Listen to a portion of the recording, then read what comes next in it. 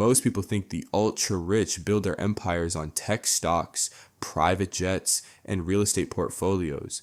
But quietly behind the scenes, some of the wealthiest people on earth have been buying something far more simple and far more powerful: farmland.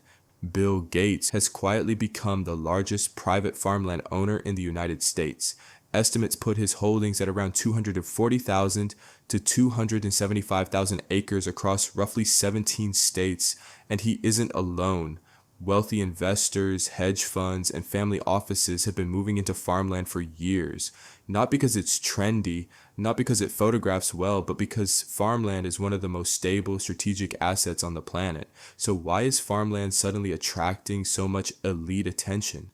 Reason number one: stability. Farmland has a long history of resisting market chaos.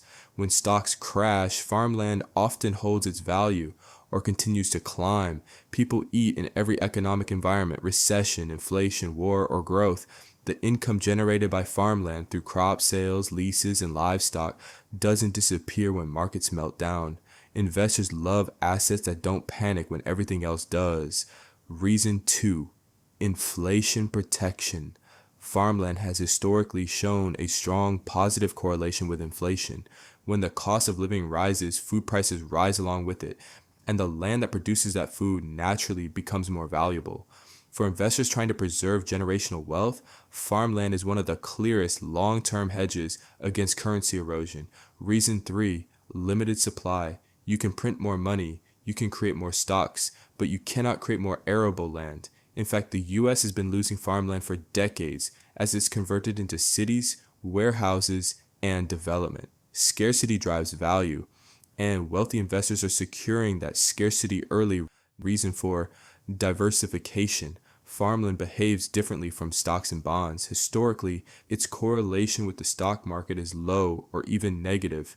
So when a portfolio gets hammered, farmland often sits steady or moves independently. It's a way for wealthy investors to spread risk across a completely different economic ecosystem. Reason 5: long-term demand.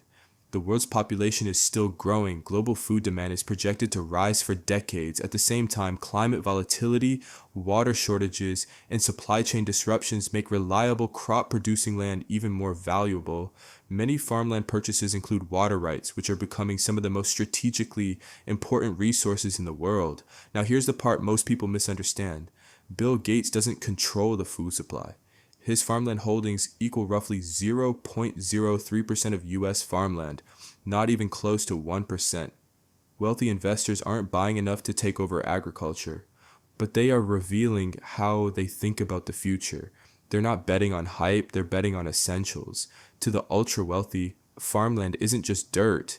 It's stability when markets collapse. It's protection when money loses value. It's scarcity in a world paving over land.